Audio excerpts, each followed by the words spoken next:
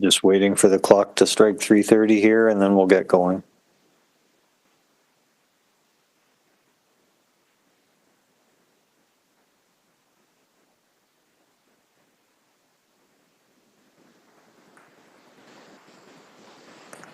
All right. Good afternoon, everyone, and welcome to the meeting of the Development Permit Panel for December 11th of 2024.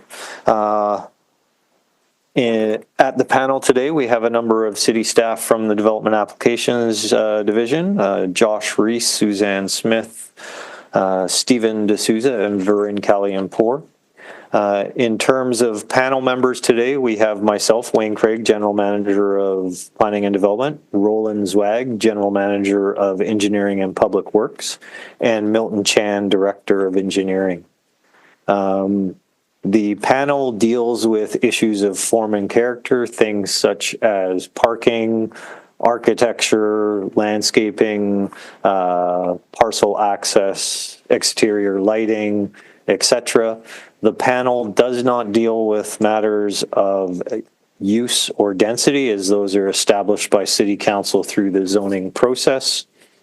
In terms of today, the order of business will be a presentation from the applicant team, followed by staff comments. There will then be an opportunity for questions from the panel members, opportunity for any member of the public to delegate to us or to provide written submissions.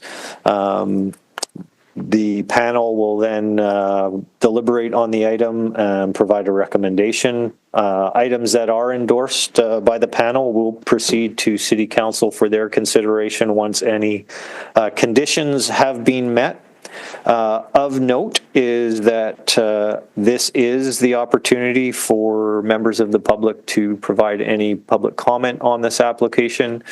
These items are non-delegable should they proceed to council for consideration.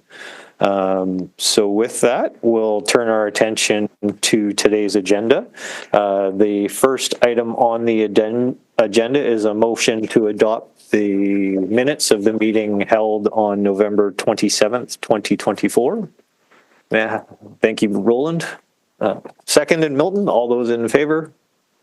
Thank you, those minutes are adopted. The first item on our agenda today is Development Permit 23-018128.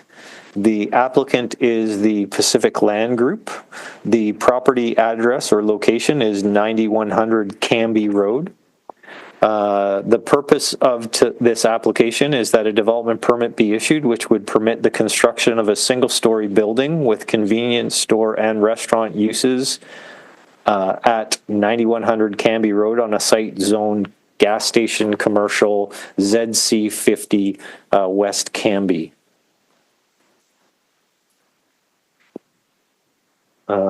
Dan, will you be presenting on behalf of the land group?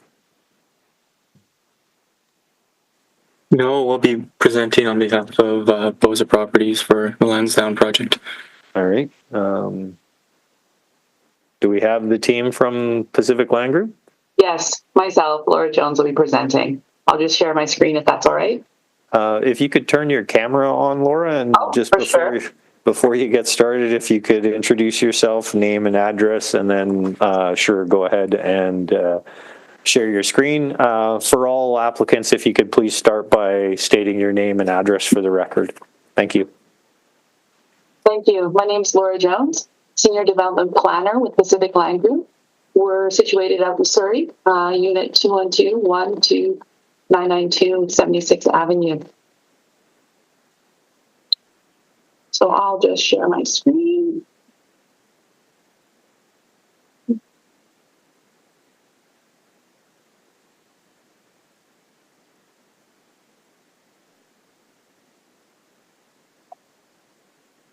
We can see it, thank you. Excellent. Everyone around here. Hello. Thank you for being here today to discuss the proposed redevelopment of 9100 Canby Road. As I mentioned, I'm Laura Jones from Pacific Land Group, and we are the application agents representing Parkland. With us today is our design team, which includes Julia McDougall and Debbie Lamb from CTM. We have Pat Campbell from PMG Landscape Architects, Brian Novoso and Abby Paki Nathan of Parkland. So today we'll present the proposed development and some key features of the design. The presentation will review the development proposal, existing condition, and we'll look at the proposed site plan and landscape plan.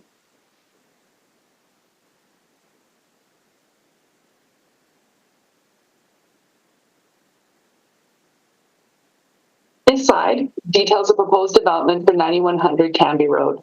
The proposal is to renovate the existing gasoline station, including constructing a new building for a quick-serve restaurant and a convenience store. We'll be removing the existing C-store and the existing 4 vehicle repair bays. The existing gas pumps will be retained, and we'll be adding a new diesel tank to the site. The proposed site design has been thoughtfully configured to accommodate pedestrians, cyclists, accessible vehicles, electric vehicles, and traditional gasoline and diesel vehicles. So here are some photos of the existing site. We see the existing smaller convenience store and the 4 vehicle repair bays. These repair bays have not been in use for some time now. And then we can also see how significantly set back the building is from Canby Road.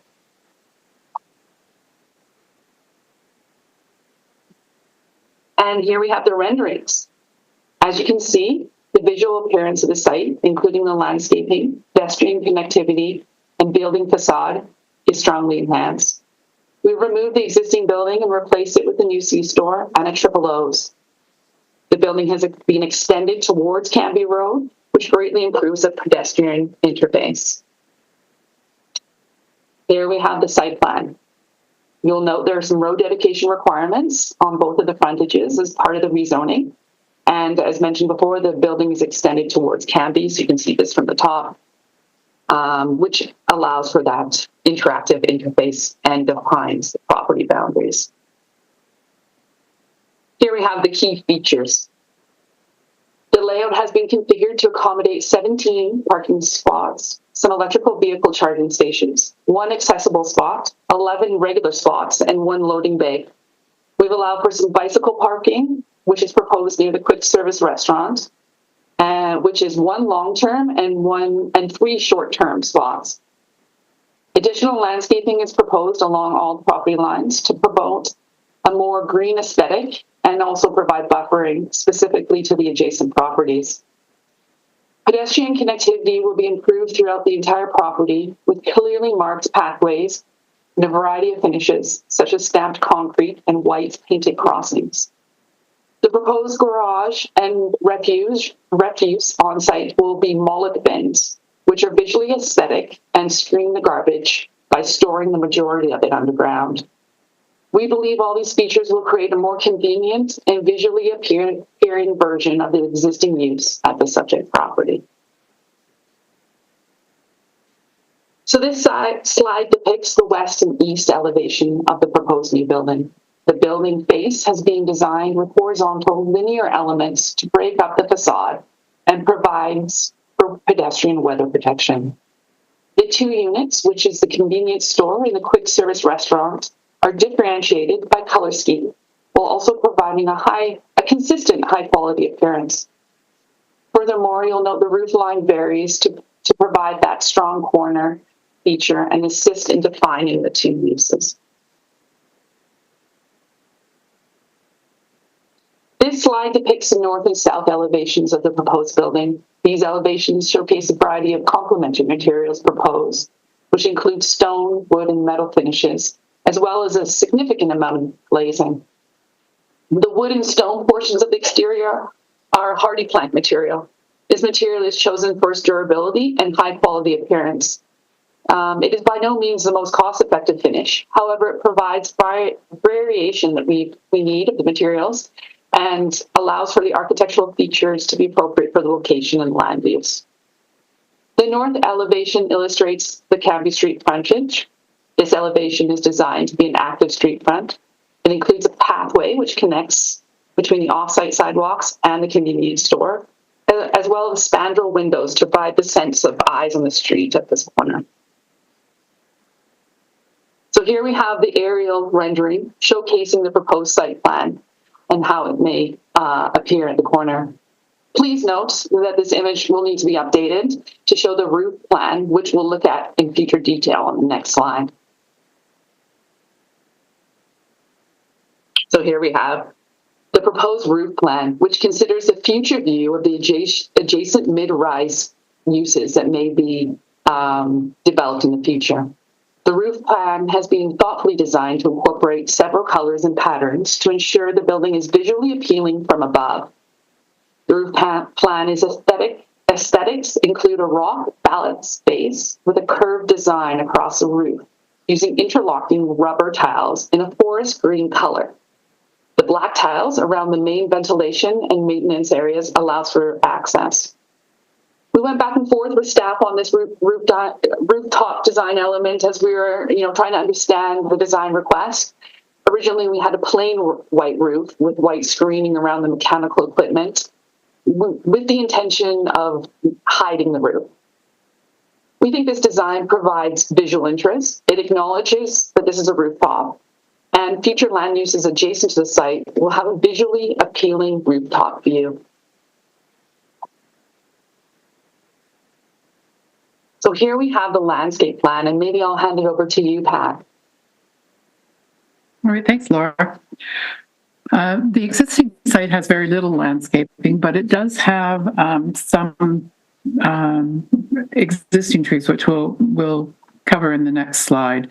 The proposed landscape has Gleditsia as the tree that becomes the street tree, although it's not technically on city property. It's within the Chevron Station's property in all cases. So adding the 7 street lining trees that are all Gleditsia. Along the south property line, we've added 5 Acer rubrum October Glory, a variety of red maple.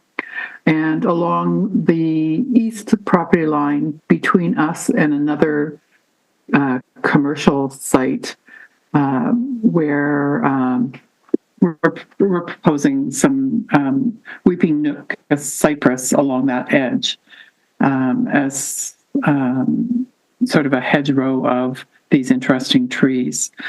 Layered landscape has been added at the corners and along the edges with a broadleaf evergreen hedge, and then layering of smaller shrubs and perennials towards the street side to provide interest. There's a walkway that travels along the south property line and jogs around to access the bike parking immediately adjacent to the restaurant area.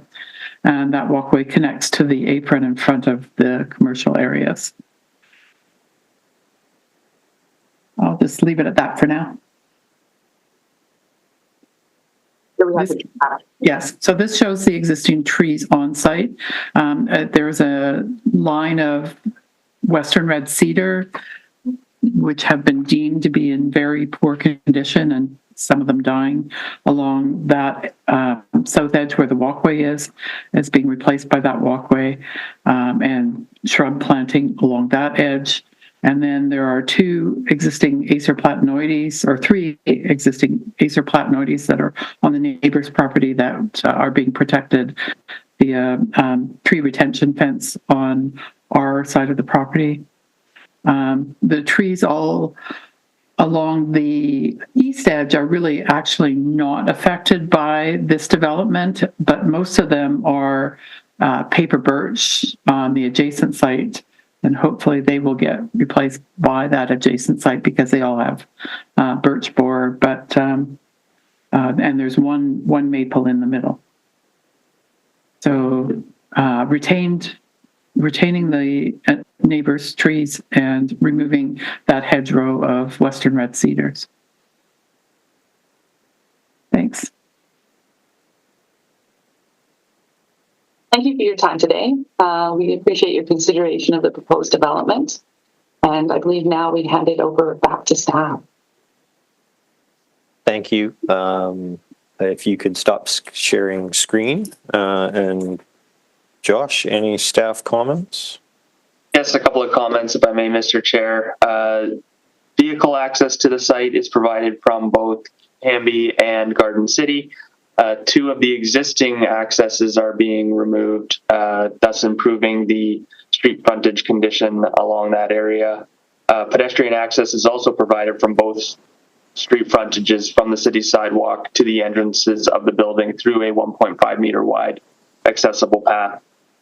There is an servicing agreement for this project that includes new sidewalks, boulevards, and a raised center median along Canby Road, and a new sidewalk, boulevard, lighting, and bike path and water main along Garden City Road. Between the rezoning application and this development permit, city staff did work with the project's landscape architect to plant 10 additional new trees, replacement trees on the subject property. That is all of staff comments. Thanks, Josh. Any questions from panel members? Milton? Thanks. Just a couple questions. First one, if the proponent could give just a summary of the lighting on the site, especially since there's a couple of single-family homes right beside. Let me see if I can just pull up the site plan. I'll share my screen if that's all right. Yes, of course. And Laura, perhaps in your response, if you can touch on how specifically light spillover is being managed and mitigated. Thank you for the question. Can you see my screen? Not yet.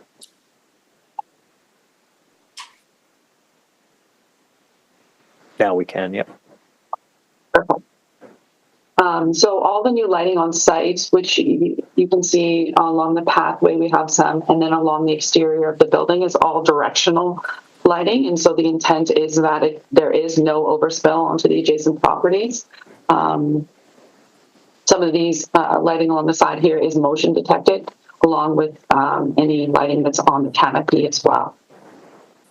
Okay, so all the lights are directed into the property. Okay. Yes. Yeah. Then the second quick question, just fencing around the site. Is there existing fencing? Is that staying? Is there new fencing getting put up? So there is existing, if I may, existing fencing along the interface with this property owner to the south. We have been in discussions with him about replacing that fencing, and we are happy to do so if that's what he wishes. And then we do have some fencing along the rear here as well. Okay, thank you. Just to follow up on Milton's questions, in terms of the east side of the building, is there the glazing, is that spandrel along the east side or is that vision glass? Spandrel? Correct. That's spandrel. And is there any access control to that area, or is that area open? I'm just wondering about fencing behind the building. So it's along there. So there's no access to the rear of the building. And then we have direct access and a door from Canby to the east side. Does that answer the question? Yeah, so I understand that then there's no controlled access but behind the rear of the building. What I'm concerned about is potential for congregation within that area, especially given that there's no vision glass. So will there be any security cameras or any additional measures in the rear of the building? Correct. Yeah, the entire building has CTS security cameras around it. And if access controls were required in the future, that could be retrofitted into the landscape design? Yeah. Okay, thank you. Roland, any questions from yourself? No questions, Mr. Chair. Thank you. Okay, I just have two questions if I can, and feel free to share your screen. I'm just wondering if you could comment on the tank vent stacks and where they're located and how they may be screened from views. Let me just take a look. I'm going to have to refresh my memory on where the vent stacks are.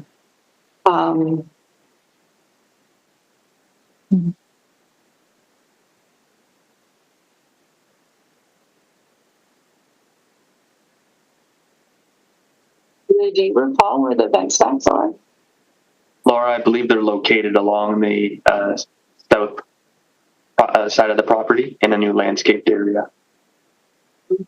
There's an island between the two parking spaces and the ones going up to the restaurant, Laura. I see them. They're usually usually not located there. I'll just share my screen.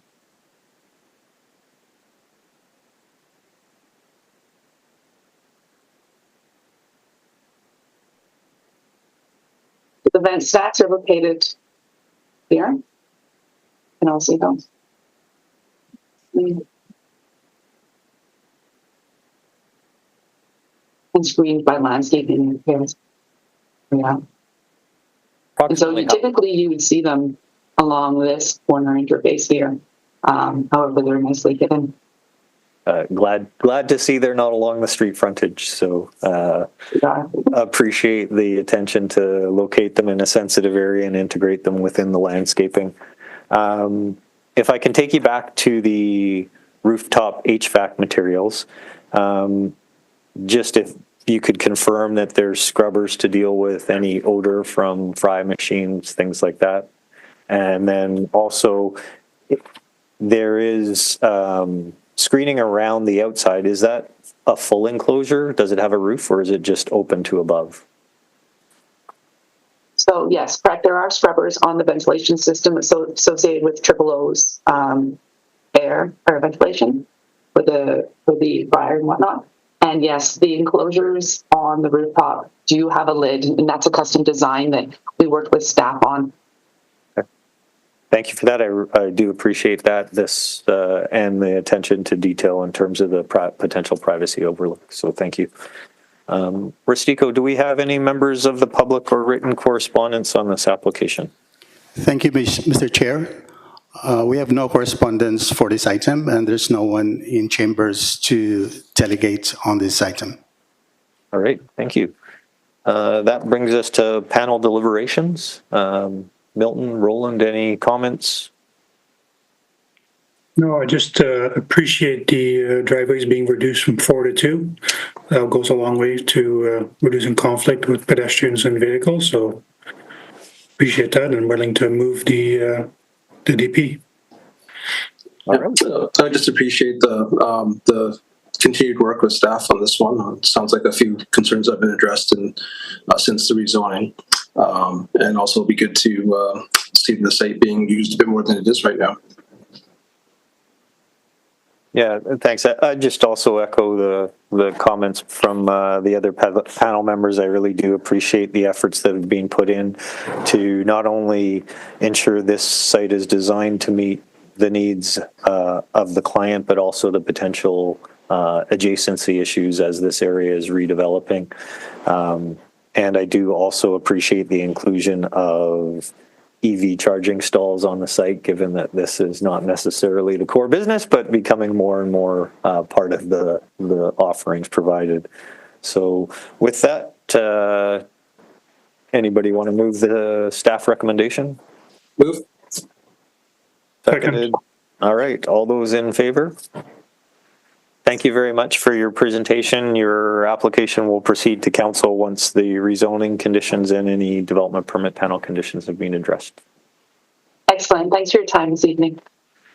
Thank you. That brings us to item number 2 on the agenda today, which is development permit 23-011558.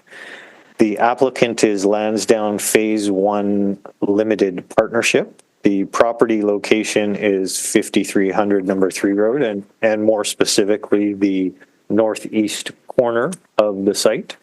The The purpose of the development permit is that a development permit be issued which would permit the construction of mid-rise to high-rise mixed-use development with 175 residential dwelling units, including 141 low-end market rental housing units and 160 market rental housing units at 5300 number 3 road on a site zoned residential limited commercial ZMU 55 Lansdowne Village. Dea, Jesse, I'm not sure who may be leading us off, or if it's Dan. Thanks, Wayne. That's going to be myself. I'll provide a brief introduction here. Good afternoon, members of the panel. My name is Jesse Gallus. I'm the CEO of Amprop Investments. We are the long-term owner and operator of Lansdowne Centre. As many of you will know, we've been working with the City of Richmond for a number of years to envision a highly livable mixed-use master plan community for Lansdowne, which will see the property continuing to support the economic vitality of City Centre. To bring this vision to life, we have partnered with Boza Properties on our first phase of development, a group with a proven track record of developing much-needed quality housing across Metro Vancouver and beyond. With this, I'd like to pass the presentation over to my colleague Dan Gunter from Boza Properties. Thanks, Jesse, and good afternoon, panel members. I'm Dan Ginter, as Jesse mentioned, development manager at Boza Properties, and the owner's representative for the proposed development at 5300 number 3 road, which is phase 1A of the Lansdowne master plan. First, I just want to thank our city planner and the dedicated staff for their guidance and support since our initial rezoning application in February 2023. We're really thrilled to play a role in shaping the heart of Richmond through this master plan, and appreciate the opportunity to present to you today at panel. We've reached this milestone through the excellent work of our architectural and landscape architecture teams who are here with me today, including Forth Bagley and Marianne Kwok, principal design architects from KPF, Nastaran Moradinejad, principal landscape architect from PFS, and project architect Chris Wagner, principal from Adamson Associates, joined by our project manager Jennifer Mateer. With that brief intro, I'll hand it over to the KPF team to begin the design presentation. Thanks, Dan. I'm Forth Bagley, managing principal at KPF. My colleague Juan will be running us through the presentation. Again, just to reiterate what a special opportunity this is for our firm to create the start of a livable, walkable community here in Richmond at Lansdowne Centre. If you go to the next slide, Juan, just to reiterate what the exciting transformation of this site from a rural racetrack to a suburban shopping center to now what we envision as the start of this urban village and a walkable, green, sustainable urban neighborhood. We've achieved adding the program to these 3 sites through 3 kind of operations. The first, a simple carving of what would otherwise be large massing blocks to allow daylight into the site, into the street. Pushing and pulling the wall along Alderbridge to break down the scale of the buildings themselves, and then a real focus on the first 40 feet and the public realm of the project, which my partner Marianne will now go into. Hi, I'm Marianne Kwok from KPF. And so this is the 3 blocks on the northeast corner of what is the surface parking lot right now. We have parcels 2 and 5, which are strata units, and then parcel 8, which is the 141 units of lemur housing and market rental. To the north is Alderbridge, which is a multimodal street. This is where we have set back the buildings to really break down the scale and make it more human-centric. Along Kwantlen is the entry to the lemur housing with a widened sidewalk and an enhanced landscaping, which you will see when we get to the landscaping part. To the south is the Muse, which is a very pedestrian-centric street. And because of the carving of the courtyards, it's lower in scale. And this is where we have public art between P2 and P5, leading to the major park in the overall master plan will be what we call the Greenway. And this is a pedestrian-only community space and urban room that is very planted. Next, please. So on the upper corner, you see an aerial photograph of Richmond. We are very inspired by these beautiful colors of nature and just the natural landscape. And so we are using these colors in our design. The first 40 feet that Forth was talking about will be a very human-centric material, a white brick, and the patterning will enhance this sort of special nature of scaling down the buildings. The rest of the buildings will have abundant outdoor space for all the units, which you will see, and they will be these various colors of cementitious panels. Next, please. So here you see a view on Alderbridge, and at the corner, at the base of the building, is the lobby. So it will be a very active space. And then towards the right, on the ground level, will be retail wrapping around the corner, leading into that Muse pedestrian space. You can see the form of the building scaled down with the setbacks. And here is an elevation along Alderbridge, and you can see that P8, which is the Lemur and Market Rental building, being lower in scale, a timber building, and that will introduce this idea of the first 40 feet of these brick elements that you see in white in parcels 5 and 2. And you can see how the detailing of each of these different setbacks is in a different color with consideration of the railing detailing so that they're all slightly different. This is a look along the Muse. So you can see the retail wrapping around. It's much more pedestrian-centric, and so scaling down with the courtyard really works. In those bays will be public art. And then along the Muse, you also will note that we have massed the buildings so that they are more tower-like, and these towers wrap the corners. We were very interested in introducing nature into this first phase, and so it's site-wide with these pedestrianized green link spaces. It forms a community within the courtyards of these buildings, and so it's building scaled. And then with each unit, there is significant outdoor space with planted balconies. This is the Greenway, this urban room where the public can gather and have activities. This is looking at the Kwantlen side of parcel 8. And here the landscaping is stepped. It has multi-dimensions in both elevation and in plan with curves, varied planting, which Nestran will go through. But it forms a really nice foreground to this Lemur building. Another view along Alderbridge, and you can see the abundant landscaping. We were also very, very aware of sustainability, and we set out from the very beginning. Oh, next, please, Juan.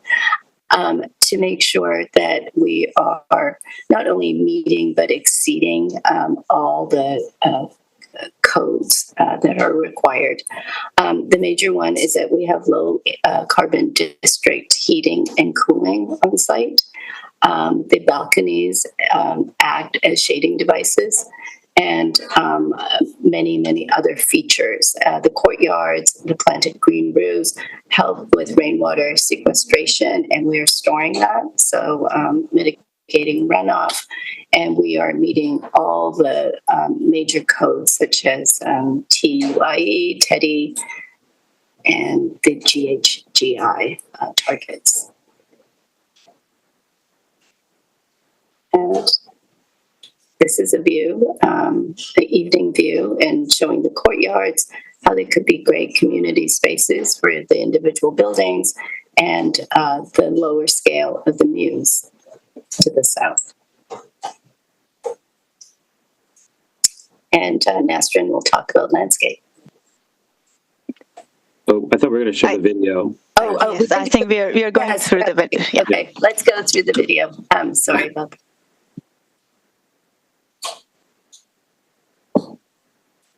So we are at the heart of Richmond, very close to the SkyTrain. So as Forth was saying, we were going from rural to a new, making a new city active in a neighborhood, scaling down the front of the buildings, the first 40 feet.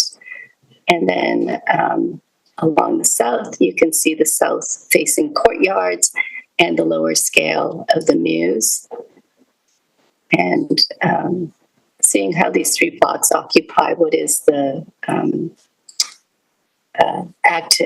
the surface parking lot. This is the future park leading up the Greenway, and how that green planted zone becomes this urban room for the public to make use of, activated. This is the corner of parcel 8. And then you can see that the detailing and the substantial public space of each individual unit. We really wanted this idea of fresh air for everyone and nature, and then the layering and the considerable detailing for the first 40 feet, white brick pieces. The lobby and the retail activate the urban realm, wrapping around to the Mews side, looking at the public art in those bays that you see, the towers of the massing, and then the courtyards, which really become a community space for each of the buildings. And then there's a bridge joining parcels 5 and 2 with public art underneath, and substantial landscaped zone on Kwantlen outside of parcel 8.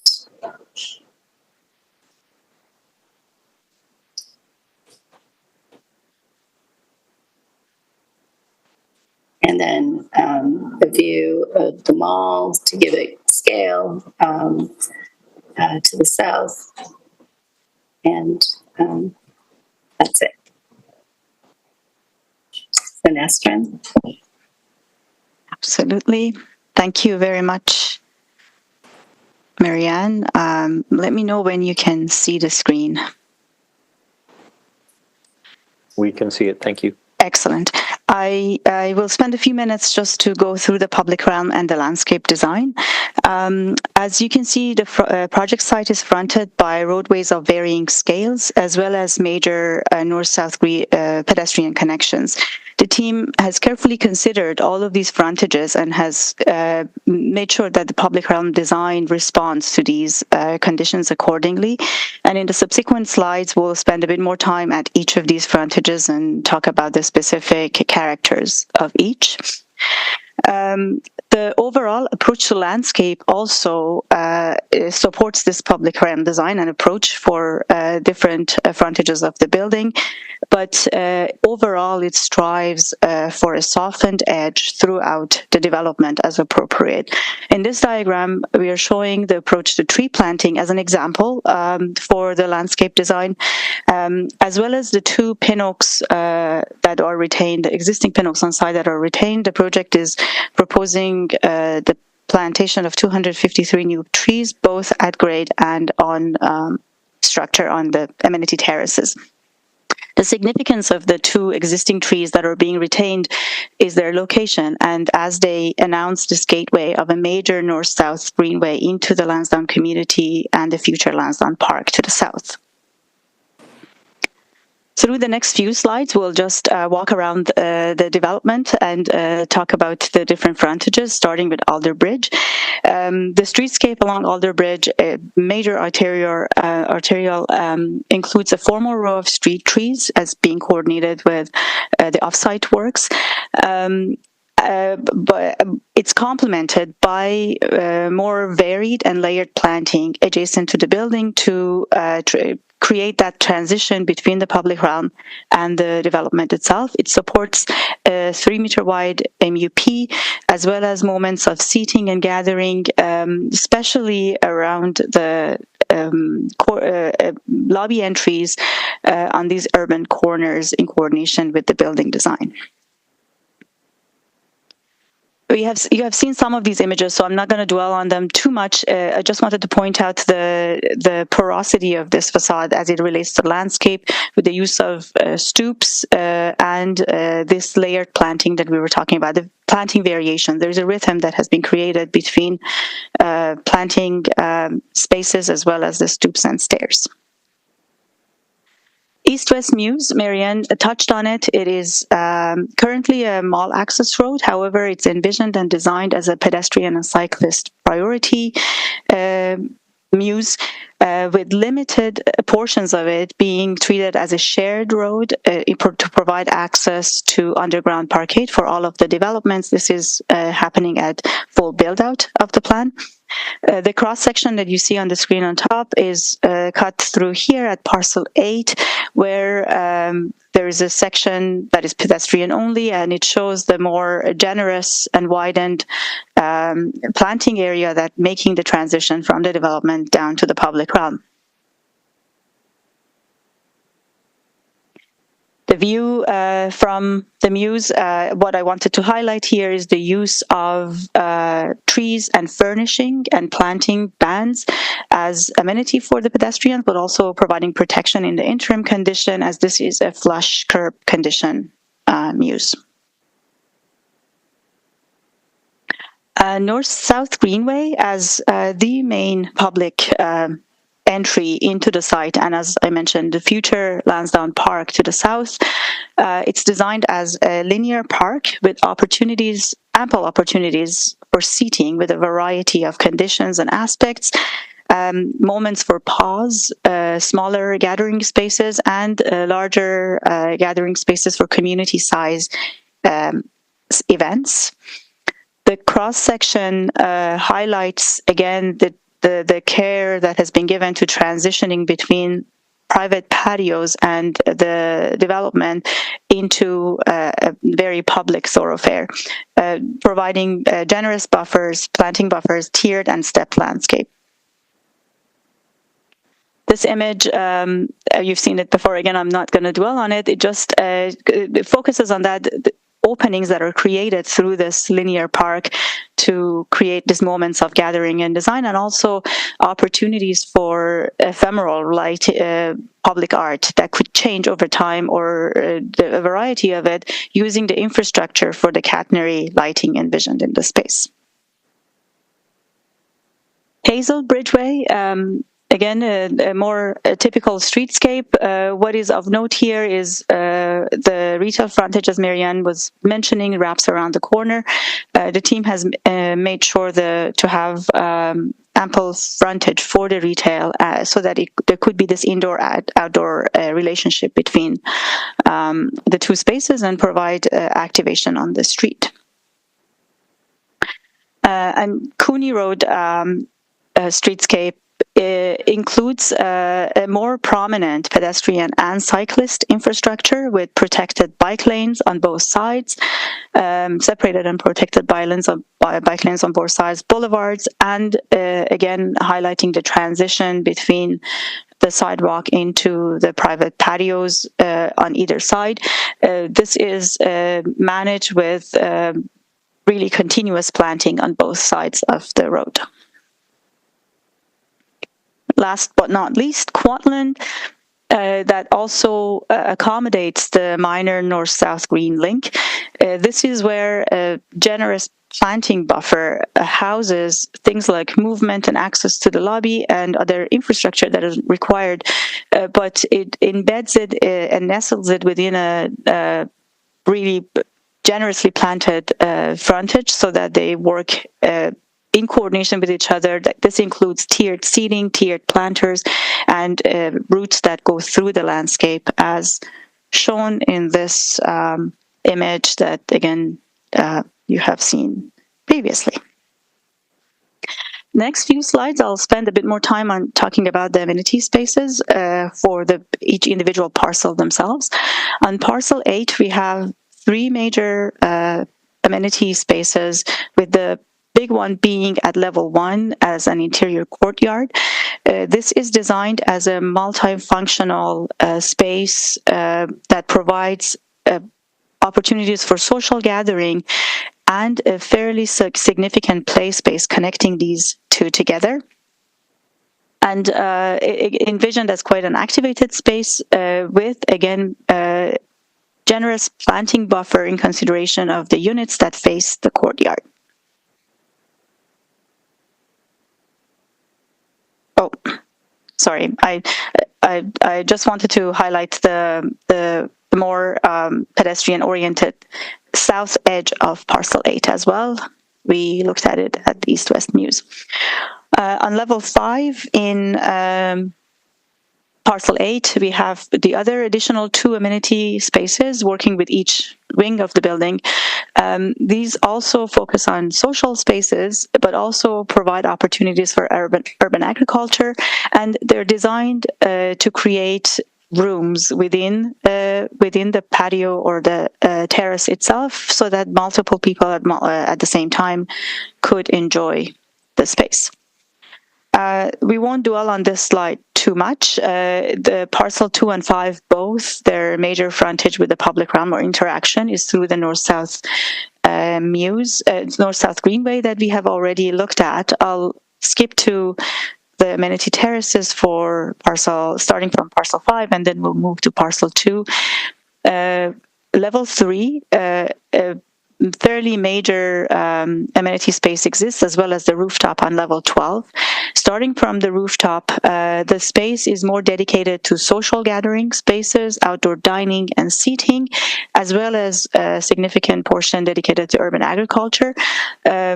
This social gathering spaces also make an appearance on level 3 at the south side of the patio or terrace to take advantage of the solar aspect, but this space also boasts a very active landscape focused on fitness and play. And parcel 5, as mentioned, they share the frontage to North-South Greenway. Just wanted to again highlight the corner kind of wrapping around, connecting a pedestrian-oriented Muse to an activated retail frontage. Similar to parcel 2, 2 other major amenity terraces on levels 3 and 13. Likewise, on level 13, emphasis is on social gathering spaces, but also smaller nooks, quieter spaces for work, and urban agriculture opportunities. And on level 3, continuing the provision of social spaces, but also a much greener environment, together with a passive space, passive lawn, and more contemplative spaces such as like a deck and water feature, and interface with the indoor amenity programs in this case.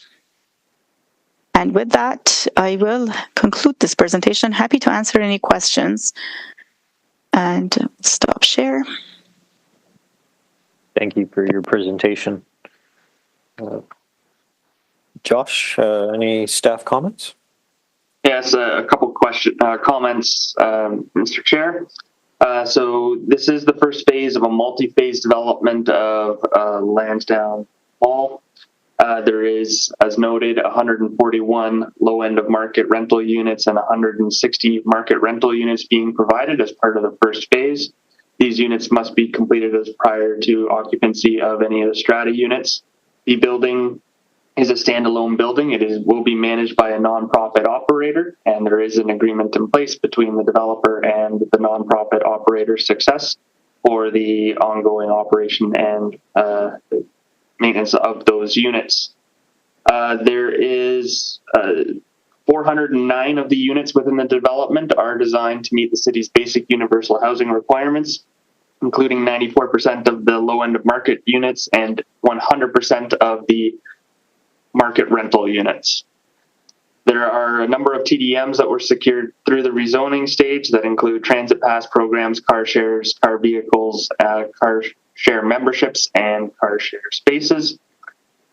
In addition, there is an extensive servicing agreement associated with this development for the design, construction, and construction of the North-South Greenway, East-West Mews, as well as the area along Kwantlen Boulevard. All intersections along the development frontages are to be upgraded to meet the city's standards and include universal accessibility features. There is a new traffic signal as well at Alderbridge and Cooney. In addition, new westbound to southbound left turn lanes from Alderbridge to Cooney Road. This will require the removal of a portion of the existing median along Alderbridge.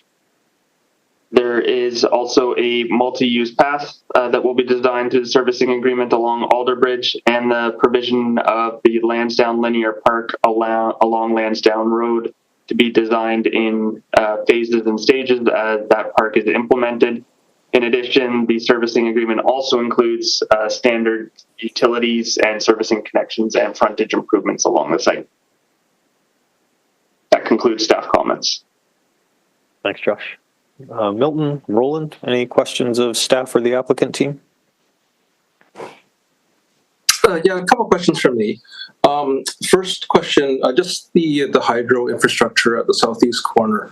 I'm just wanting to confirm that all the sizing and everything has been confirmed by hydro, so we won't run into any issues of possibly having to encroach into city property or anything like that in the future if 6 months from now, hydro says that the space you've allotted for them isn't big enough.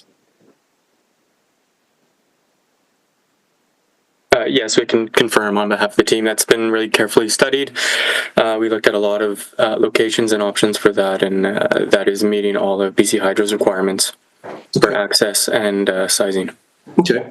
Second one is more of a comment than a question. I appreciate the color palette for the overall all three buildings. One thing that kind of jumps out to me looking at the presentation and so on is just with parcel 8, there just doesn't seem to be as much visual interest as there is in the other two buildings. So I don't know if there's any opportunity just with the other two buildings. There's multiple colors, a bit more relief back from as opposed to building 8 where it's more rectangular block with that one slot on the north and south for with the black charcoal accent. So just a comment there. I don't know if there's any way to possibly increase the interest. Like I said, it's not bad, but just compared to the other two, it's just doesn't seem quite the same or up to as visually interesting. I may jump in. Sorry, Dan Knight, Director of Development at Framboesa.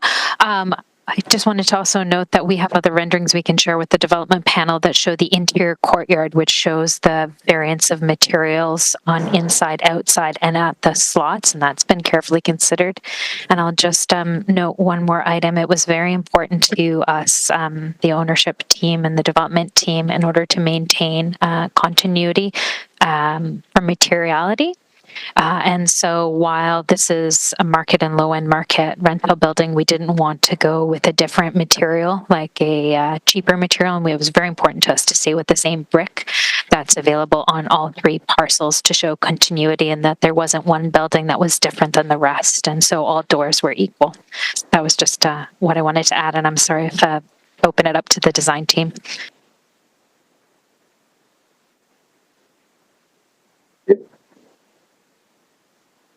I think what Dea was saying was correct, that we really wanted to keep the cohesion, and the scale of the parcel 8 is sort of in keeping with the scale of the white brick in parcels 2 and 5. But also when you get into the courtyard is when there is this introduction of more of the same color. Okay, thanks. Yeah, and then just one final comment. Just I think it showed it in the renderings, just in behind the plantings.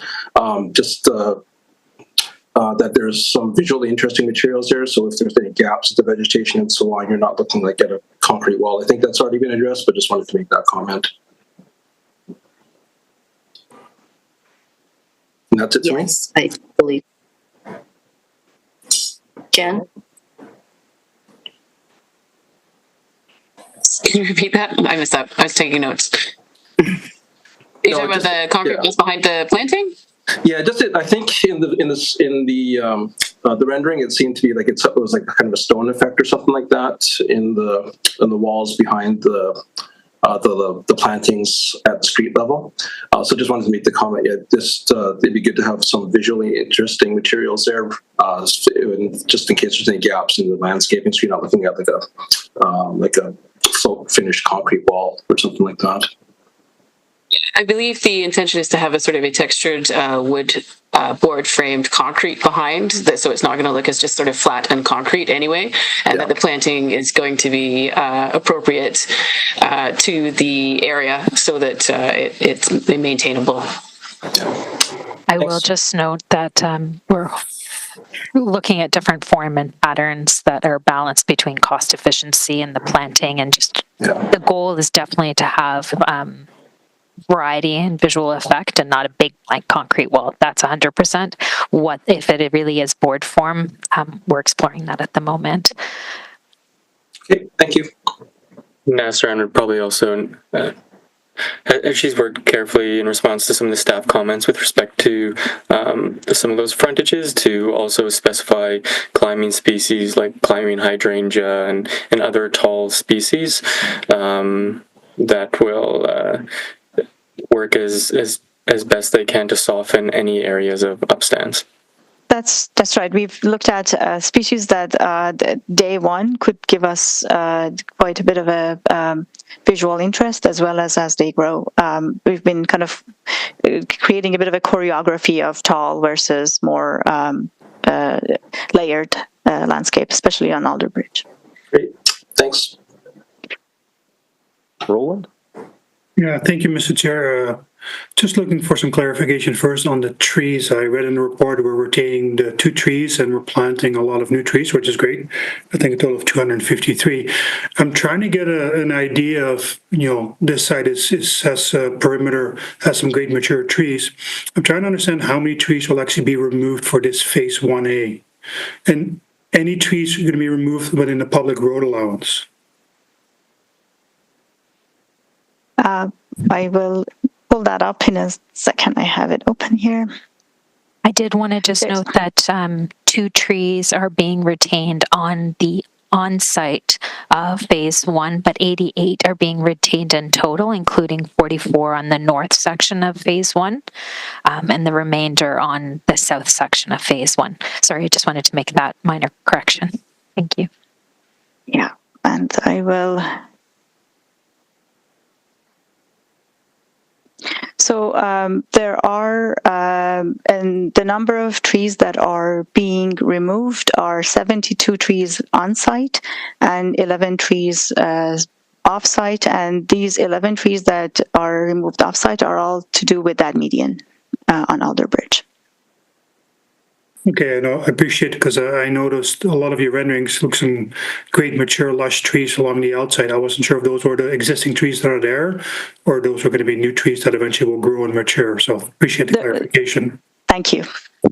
The second we've part, also, I'm sorry to interrupt, just we've also committed, because we do we're very aware that these trees are really part of Richmond, and we've committed to trying to find the most mature trees to plant on day one, and are actively working to pre-purchase with the nurseries in order to order trees that will grow in the time they plant. They're as mature as possible, because we don't want to have non-mature trees and then the remainder of Lansdowne with hyper-mature trees. We're trying to find that balance working with the PFS team.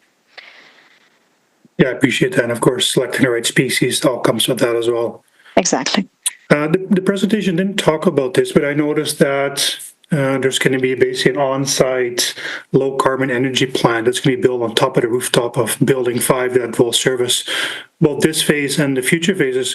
Just want to know if somebody has the ability to explain more what does this look like, screening, sound, just the sheer magnitude, who's going to own and maintain it. Trying to get a bit more detail on this district energy plant that's going to be installed on top of Building 5.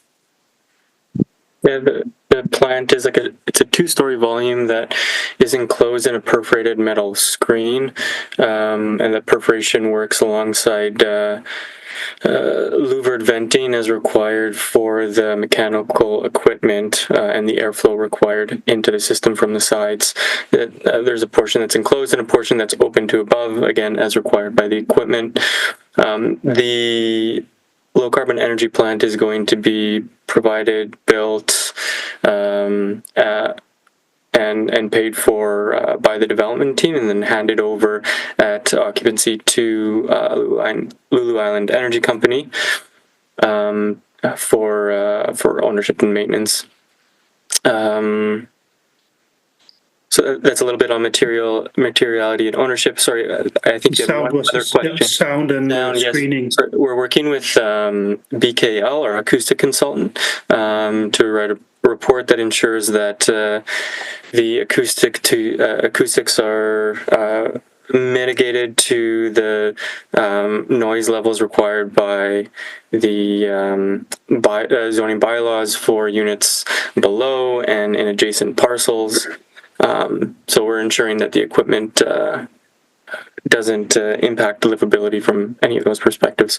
I will also add that we've been working with LAIC since the beginning of the project to equipment select, and originally the design was to be air source heat pumps, and we had major concerns about the noise levels of having air source heat pumps that provide energy for 5 parcels. We have gone back and forth on the design, and we're going to be doing a electric boiler air source heat pump blended design in order to try to minimize the noise and the kind of turn on shut off noise that comes with air source heat pumps. So it's been a really big part of our discussions, having the right equipment that's well maintained for the future ownership group, but at the same time has livability and being aware that we're, totally surrounded by residential units. Okay. Just jump in with one more point of clarification here relative to your question, and Dea, you touched on it. Yeah, this plant will service phase 1. There is a plan for a larger plant that would serve the balance of the community in phase 2. Okay. Final question. The renderings showed some great public art, especially in the base. Maybe somebody can describe, is that the entire public art program? Is there more coming for the future phases? Because I know that's kind of follows a separate process here. Maybe somebody can comment on the public art. What can we expect from this development? Yeah, I can provide some high-level details. So Dan, if I may, because I was going to ask a similar question. Okay. There's a number of areas shown in the renderings in this part of the package where there are art, for lack of a better term. There was then reference to potential inclusion of public art in some of those areas.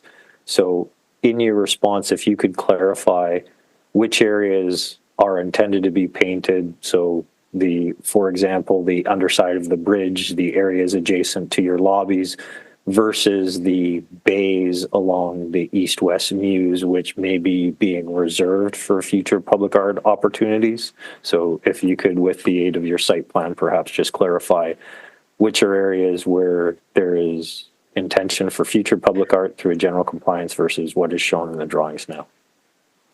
Yeah, absolutely. Maybe if I could ask somebody from the design team to pull up an appropriate site plan that shows all 3 parcels. I can say that there are three main areas of sort of intervention and inclusion for public art. We have, in sort of coordination with staff comments, chosen to locate those all along the east-west muse as being the most sort of ideal location for pedestrians especially to have uninterrupted views to the art at a slower pace rather than along Alder Bridge, for instance, where it's faster moving traffic. We also see the east-west muse as being closer to the heart of where pedestrian activity will be as the master plan is built out over time. So the three locations where we've earmarked public art in our detailed public art plan, which works in conjunction with the master plan, public art plan, are first at the southwest corner of parcel 2 where the commercial retail is. We've envisioned physical sort of sculptural three-dimensional art at that pedestrian corner where there are likely to be patios outside the commercial retail area and lots of pedestrian traffic from the retail area and the muse, which is pedestrian and cyclist sort of oriented. The second sort of group of areas I would say are the southern facades of parcels 2 and 5 between, you've seen those brick colonnades and bays. And we did that really to sort of pedestrianize what are otherwise back-of-house spaces, a lot of mechanical and electrical rooms, those types of spaces, which might otherwise have blank walls. So it was a good opportunity to improve those for pedestrians along the muse.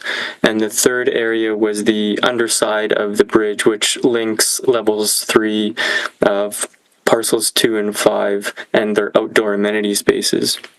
The details of the art are to be determined in the future as we go through the artist sort of application and shortlist sort of process.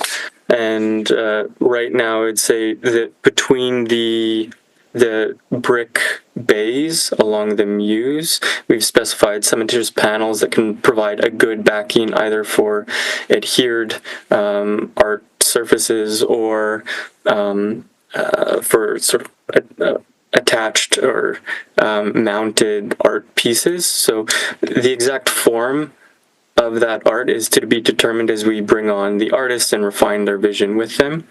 And the underside of the bridge is a metal, like a flat metal panel, again, which can be used to attach or adhere art to.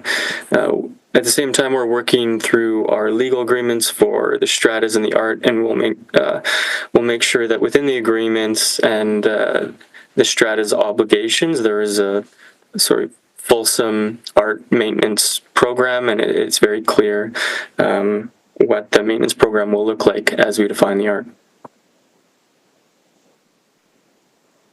Thank you. So I can take it then that we are, upon completion of your public art process, potentially looking at a general compliance related to those bays and the underside of the bridge connecting 2 and 5.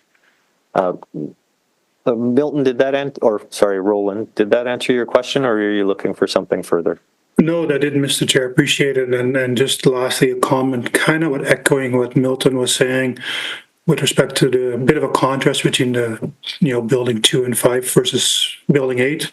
I know on one of the renderings, the building 8 shows some color on the inside, but not the outside, and it just looks a bit not consistent across the three buildings. But again, I appreciate the design and the thought that went into the design.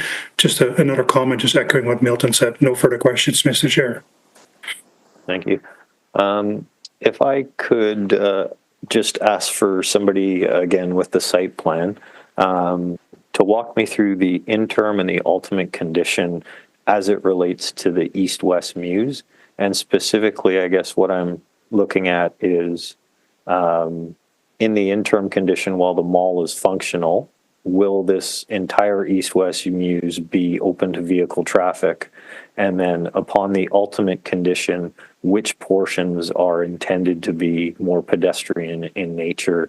And I believe there's certain sections where vehicle traffic would be downplayed, and if those could be highlighted. Yeah, certainly. If we could get that, I think that same site plan again would serve well. I can stop this, Dan, if you would like to have the previous one. Oh, this is great. Yeah. Yeah, this is great. So yes, on day one, in order as the interim plan, in order to maintain the mall's operational needs with access to loading bays on the north side of the mall, there's full vehicular access through the Muse, and they also serve as driveways for vehicular access to the parkades, which are served off the Muse for parcels 2 and 5.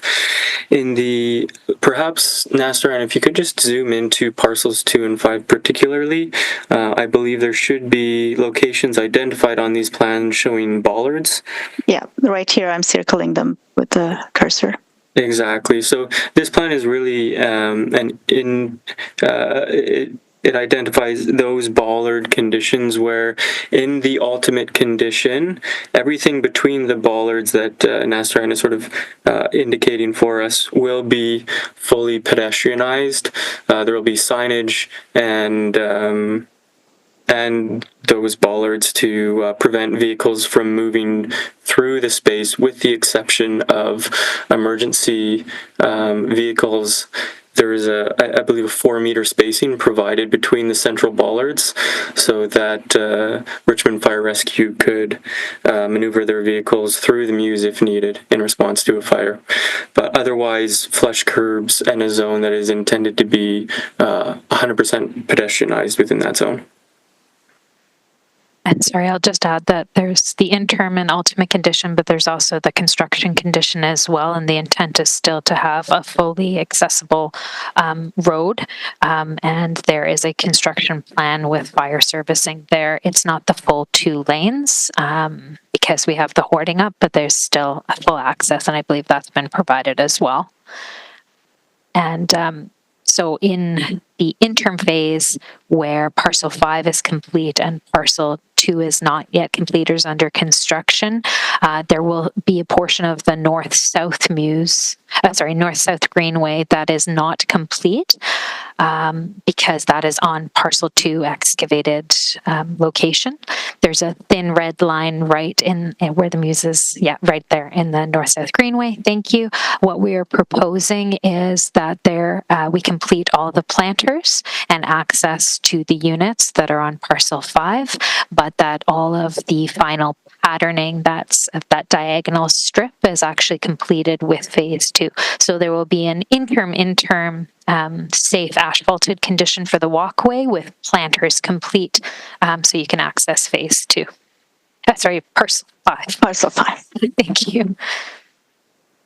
Wayne, does that answer your question? Were there any other specific areas that you wanted us to go over? If you could show the same in relationship to parcel 9, if there was any pedestrian-only areas intended along the south side of that building. Parcel 8. 9. 9. Sorry, 8. 8. Oh, 829, meaning... No, just the affordable building, yes. Yes, so that'll be complete in its entirety. Again, there is a construction plan and traffic management plan in order to reintroduce new curb cuts. And that's part of the servicing agreement. I can let Jesse speak to that as well, but the entirety of the red site area there will be completed to the middle line. That's the red line at the south end. And the idea is that in future, when parcel 9 is to be built, it completes the Muse. So it's the interim condition up to the parcel lot line on the south, and then parcel 9, which is delivered later, will complete the entirety of the Muse landscape design. Thank you. So all vehicle access to the rental building will be from Quanlin. And That's correct. That's right. So the pink indicate pedestrian only and shared elsewhere. thank you very much.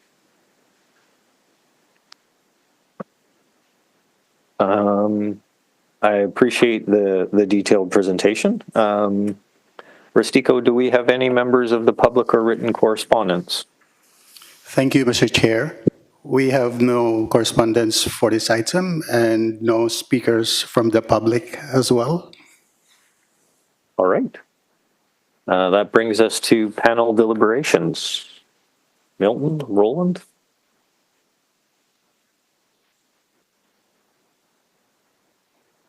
Lots of multi-phase development. And I know this be, like you said, interim, ultimate, lots of different stages. Generally, I like the concept of the different building designs, how they kind of open up certain areas for the light. Again, I'm just the building 8, Mr. Chair, seeing if you have some thoughts on if we should refer this back or whether or not it meets the intent of the design. Well, I believe the comments expressed by yourself and Milton were related to materiality and color of the building, not so much the massing of the building. Is that correct? That's correct. If that is the concern, I believe it would be within consideration to endorse the staff recommendation with some direction for staff to work with the applicant to see what can be done on those topics. I don't believe we would need to refer this item back. I believe it's something that we could deal with in terms of further design development or conversation with our staff design team between the panel and council should we proceed today. So if that is sufficient for your intents, I think it would be in order for us to move the staff recommendation subject to that consideration. That'd be the direction of the panel. Staff would be happy to take that direction. All right. Milton, does that satisfy your intent as well? Yeah, no, I'd be fine with that. Yeah, in general, I think it's quite a well thought out presentation and concept. It was just, and again, it's really, when you look at the 3 of them, that's really where, to me, it stands out a little bit on itself. By itself, it's not as much of an issue, but just when you've got all 3 of them, the other ones definitely have a lot more breakup. Part of it's due to the addition of the commercial wrap as well. So it's just a bit more of the visual interest in the other ones. All right. Does anybody want to move the staff recommendation subject to that direction? Moved. Seconded. All right. Just before we call the vote on the question, I would just like to say I do really appreciate the attention to the various details in this project. It is a very complex endeavor to densify a mall while it is still in operation. It seems to be somewhat of the trend here in Richmond at present, but I do appreciate your efforts to pedestrianize what is pretty much a very auto-oriented commercial development at present. So appreciate the efforts. I also appreciate the sustainability initiatives associated with the development while it wasn't discussed in detail at the panel today, the transportation demand management initiatives that are associated with the development, given its proximity to the Canada Line and our mobility goals here in the city. So, Roland and Milton, any comments before we call the question?